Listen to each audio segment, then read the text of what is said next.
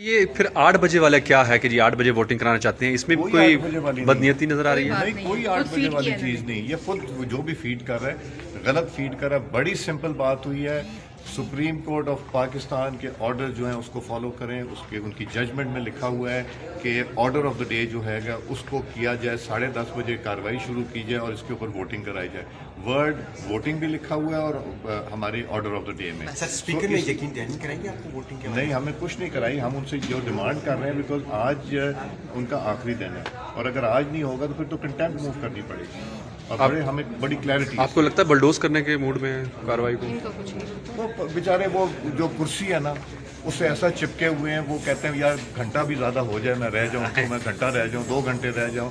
یہ انسان کی اب چھوٹا پن نظر آ رہا ہے، مجھے اچھا نہیں لگتا کہتے ہیں بٹ بہت چھوٹا پن نظر آ رہا ہے۔ اب وہ سلیکٹ ہوئے تھے، الیکٹ تو ہوئے نہیں تھے، وہ کہتے ہیں اگلی دفعہ پھر الیکٹ نہیں ہوگا تو میں کیا کروں، پھر سلیکشن بار بار سلیکشن تو نہیں ہوتی۔ ٹھیک ہے، پہلے تو 3.25 سال جھوٹ بول کر یہ لوگ تھکے نہیں۔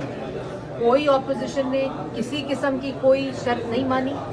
شرط صرف ایک ہی ہے جو کہ سپریم کورٹ کا آرڈر ہے کہ آج 3 اپریل کا جو آرڈر ہے ایجنڈا ہے اس کے مطابق آج نو کانفیڈنس کے اوپر ووٹنگ ہونی ہے، اور جتنی تاخیر ہو رہی ہے، جتنی اس میں دیر ہو رہی ہے وہ وائلیشن ہے کانسٹیٹیوشن کی، وہ وائلیشن ہے سپریم کورٹ کے آرڈر کی، اور اس کی سزا 3 سال قید اور 5 سال نااہلی ہے۔